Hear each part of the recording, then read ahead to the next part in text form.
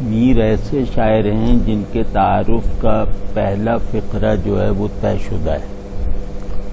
وہ یہ ہے کہ یہ اپنی زبان کے سب سے بڑے شاعر ہیں اور اردو کے دیگر تمام بڑے شعراء کے مقابلے میں بہت لمبے فرق کے ساتھ بڑے شاعر ہیں. تو ان کی بڑائی کے کئی پہلو ہیں. مطلب سب سے پہلے تو یہ سمجھ لیں کہ میر مثال کے طور پہ حافظ جتنے شاعر ہیں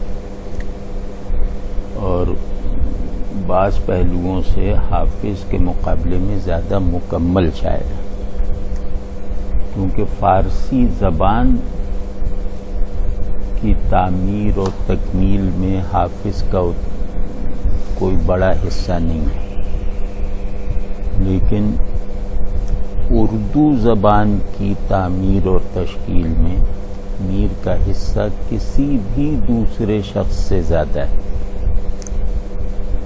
تو ان معنوں میں زیادہ مکمل شاعر ہیں، کیونکہ شاعری میں بڑائی کی ایک قسم یہ ہوتی ہے کہ وہ اور چیزوں کے ساتھ ساتھ زبان کے میننگ یا لینگ یا پیرول اسٹرکچر میں اضافہ کرتا ہے. اور میر صاحب نے جو اضافے کیے ہیں وہ اتنی سطح عظمت پر کیے ہیں، اتنی زیادہ گہرائی میں جا کے کیے ہیں کہ بعد میں آنے والوں کے لیے ان اضافوں کو برقرار رکھنا بھی محال ہو گیا.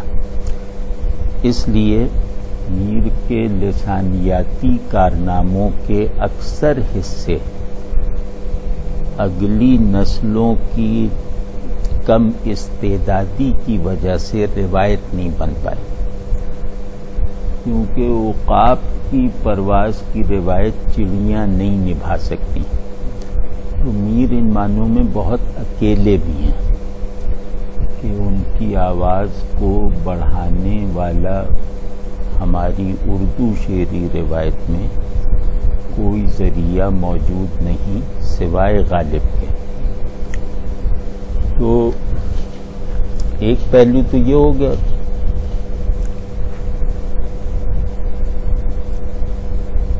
دوسرا پہلو یہ ہے میر کی عظمت کا کہ تمام بڑے شاعروں کی طرح ان کی شاعری کے بھی دو اینڈز ہیں. یعنی تمام انسانی کارنامے خصوصاً جمالیاتی کارنامے دو بنیادوں پر عمل میں آتے ہیں. ایک بنیاد ہے آبجیکٹ، ایک بنیاد ہے سبجیکٹ، جس کو ہم شاعری کے لیے مخصوص اصطلاح میں اگر بیان کریں تو وہ ہوگا لفظ اور آدمی. لفظ آبجیکٹ ہے، آدمی سبجیکٹ ہے. تو تمام بڑے انسانی کارنامے دراصل آبجیکٹ اور سبجیکٹ کو اپنی اپنی جگہ مکمل کر کے اپنی اپنی جگہ نئے نئے مراحل تکمیل سے گزار کر ان کے درمیان تعلق کی بڑی نسبتیں اور بڑی معنویتیں دریافت کرتے ہیں.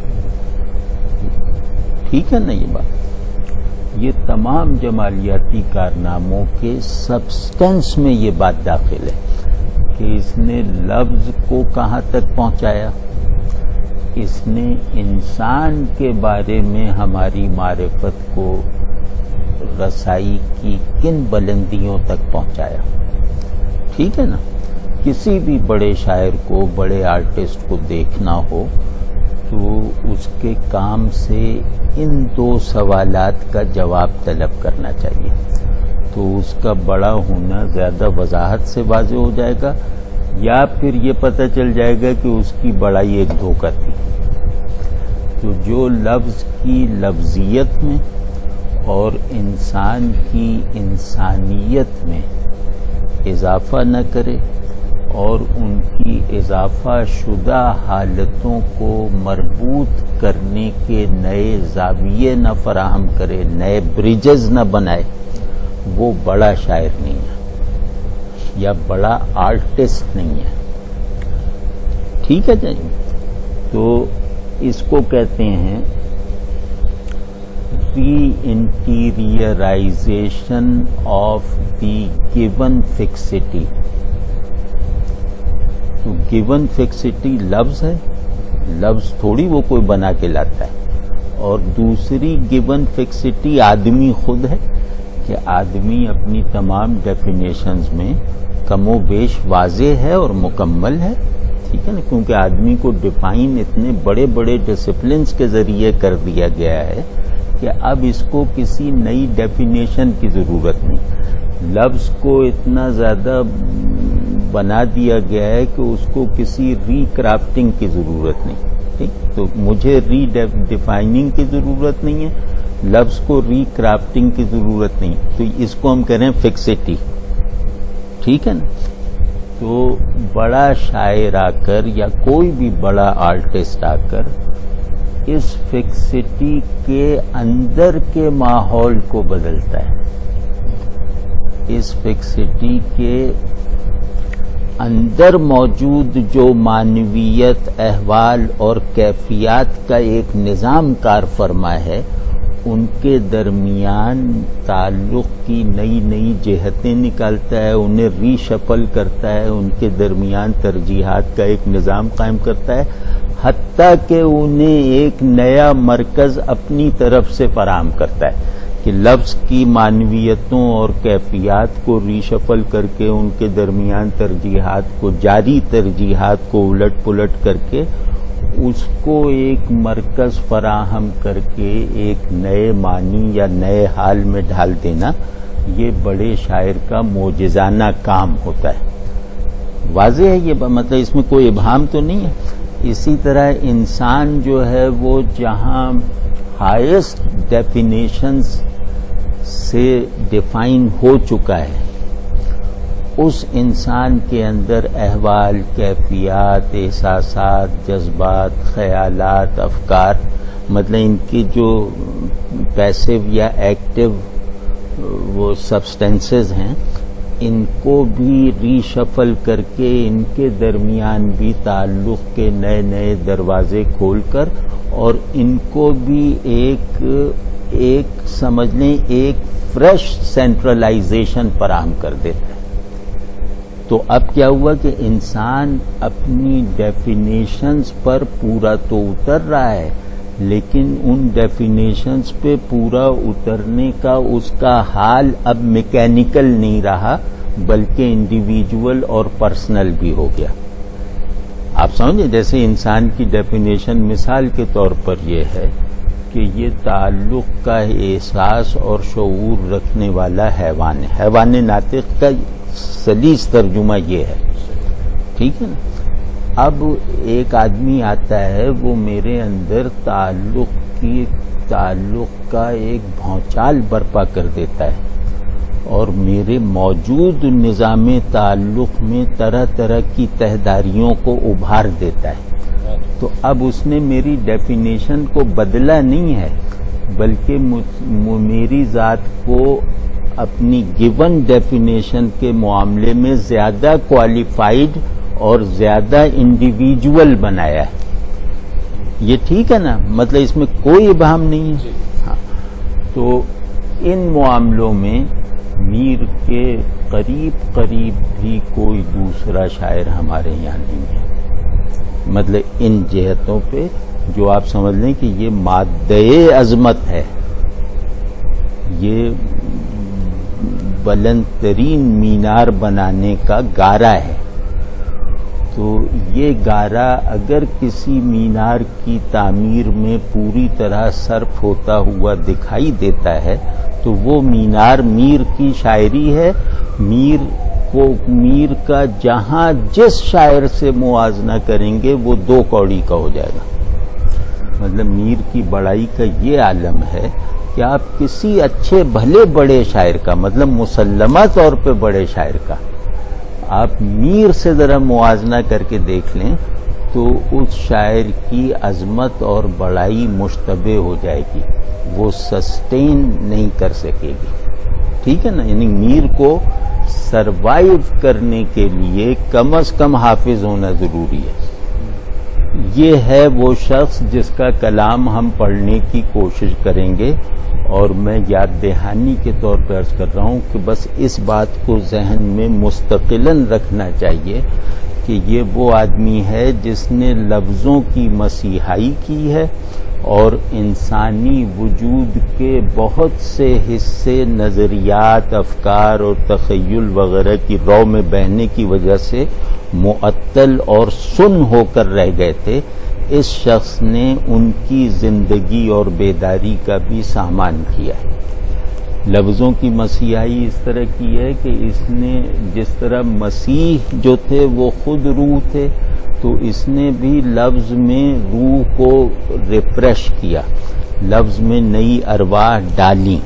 یہ خلاقی ہے. خالق کا لفظ جب بھی آئے تو اس کا مطلب صرف یہ ہوتا ہے کہ مردے میں روح پھونکنے والا. خالق، ہاں کریٹر ہے نا. تو کریٹر کا مطلب ہے مردے میں زندگی کی روح پھونکنے والا. ٹھیک ہے نا.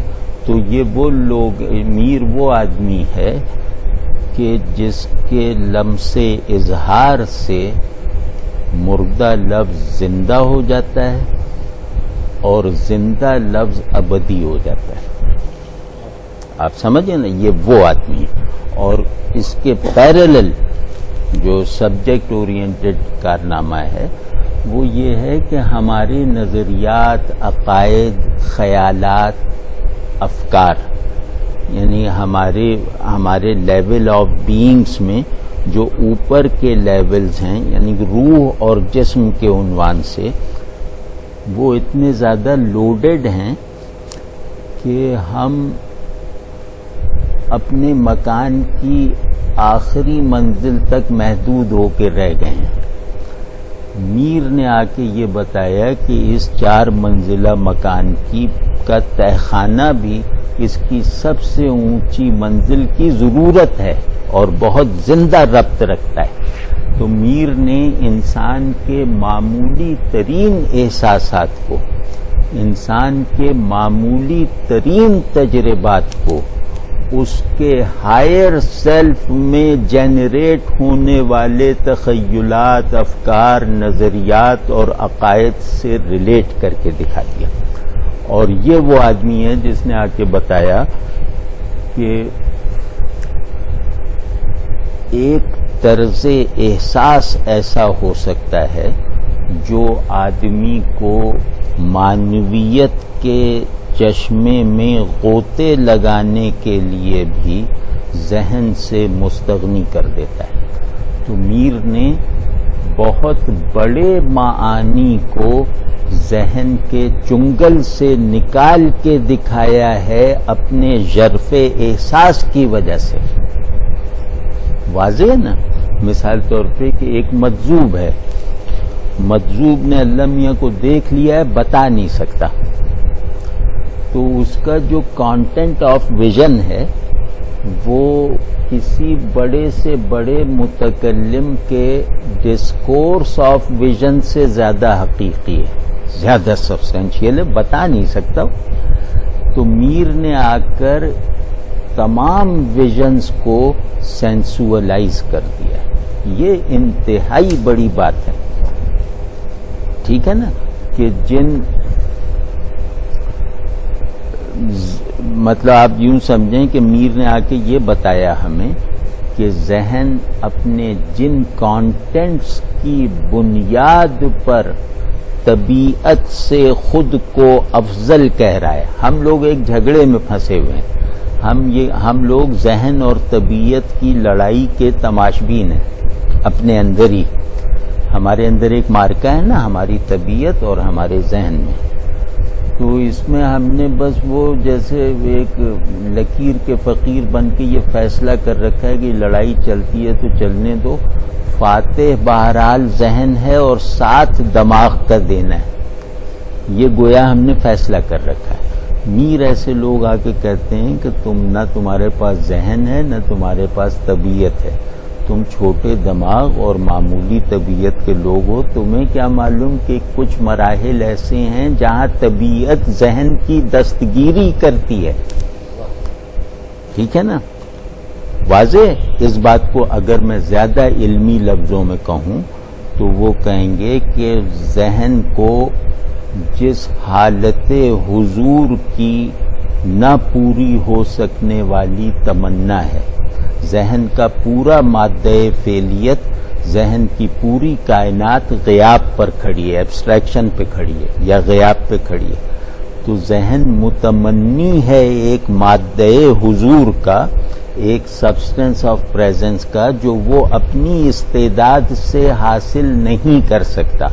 میر آ کے بتاتے ہیں کہ وہ مادہ ظہور طبیعت کے وفور سے ذہن کے پھیلے ہوئے دامن میں دیکھو میں ڈال کے دکھا رہا ہوں. یعنی ذہن کی سب سے بڑی تمنا کو نہایت لاپرواہی اور بے نیازی سے میں پورا کر سکتا ہوں. آپ سمجھ گئے؟ یہ بہت بڑی بات ہے. یہاں لوگ فکر اور خیال وغیرہ کو پالش کر کر کے میگنیفائی کرنے کی مصنوعی کوششیں کرتے ہیں، وہاں میر میگنیفائڈ تھاٹ، میگنیفائڈ کانسیپٹس کو ایک احساس کی کائنات کے ایک معمولی سے گوشے میں صرف کر کے دکھا دیتا ہے. واضح ہے یہ بات؟ یہ ہے. اور کوئی اوور ڈوئنگ نہیں ہے. یعنی شاعری میں مبالغہ جو ایک انتہائی بڑی ضرورت ہے، میر کے یہاں اس طرح کی اوور ڈوئنگ نظر نہیں آتی، بلکہ میر اپنے تمام احوال کو اپنے ایبل قاری کے لیے بے تکلفی کے ساتھ ایکسپیرینسیبل بنا دیتے ہیں. ٹھیک ہے نا؟ یعنی میر پیچیدگی نہیں پیدا کرتے، بلکہ میر ہمارے احوال کی تکمیل کرتے ہیں ایک نیچرل وے میں، ایک لیونگ وے میں. ہاں ٹھیک ہے. تو اب آپ جانتے ہیں، ہم بھی جانتے ہیں کہ انسان کی سب سے بڑی تمنا ہے تھاٹ کو ایکسپیرینس کرنا. اس سے بڑھ کے کیا ہے؟ حضرت موسیٰ نے کہا نا کہ اپنے آپ کو دکھا دیجئے. حضرت ابراہیم نے نہیں کہا کہ یہ جو آپ کرتے ہیں یہ دکھا دیجئے. تو اب یہ نبی جو ہوتا ہے نا، نبی انسان کی ہدایت کا مرکز بھی ہوتا ہے اور انسان کی ٹوٹیلٹی کا بیسک سبسٹنس بھی خود ہوتا ہے. ٹھیک. تو اب یہ سبسٹنس آف ہیومینٹی ہے کہ ارے نہیں، یہ سبسٹنس آف ہیومینٹی ہے کہ مجھے دکھا دیجئے تاکہ میرے دل کو اطمینان نصیب ہو جائے. تو یہ دل کا اطمینان جو عقل اپنی بہترین قوتوں سے پیدا کرنے میں ناکام ہے، جو ارادہ اپنے اسٹرانگسٹ ایکٹیویزم سے مکمل کرنے میں ناکام ہے، اس کو احساس کی شدت پورا کر دیتی ہے. کوئی وجہ ہے نا کہ قرآن میں آخری اچیومنٹ اطمینان نفس ہے. آخری اچیومنٹ ہے یہ اطمینان نفس، جو تقریباً تمام اکثر مفسرین کے مقابلے میں اس زندگی میں نہیں حاصل ہو سکتا، آخرت میں ہوگا. لیکن چل اس بحث میں نہیں پڑتے. ہم کہتے ہیں اطمینان نفس سب سے بڑی اچیومنٹ ہے، جس میں شعور بھی فلفل ہو جاتا ہے، وجود بھی فلفل ہو جاتا ہے. تو جس پوائنٹ پہ میرا شعور اور وجود دونوں آئیڈینٹیکلی فلفل ہو جائیں، وہ پوائنٹ ہی تو میری منزل ہے نا. تو اطمینان نفس اپنی بناوٹ میں ذہنی نہیں ہے، طبعی ہے. تو یہ جو میر کی لائن ہے، یہ حقائق اور معانی کے ذہنی پن کو زائل کر کے اسے اطمینان کی قبیل سے محسوسات کی رو میں داخل کر دیتے ہیں. واضح ہے یہ بات؟ اب آپ مطلب میں ضمنی باتوں میں نہیں گیا، میں نے ایک اوریجنل بات عرض کی کہ یہ پرسپیکٹو ہے. اس روزن، اس کھڑکی کو کھول کے اب میر کی بنائی ہوئی دنیا دیکھیں تو اس کے بے شمار محاسن خود عملی طور پہ سامنے آتے چلے جائیں گے. ٹھیک ہے جی. اس میں سوال یہ کہ میر صاحب کے شاگردوں میں کوئی نہیں آیا یا کوئی نام کسی کا سنا؟ نہیں کوئی نہیں. دیکھیں جو بڑا پیڑ ہوتا ہے نا اس کے سائے میں کچھ نہیں ہوتا. یہ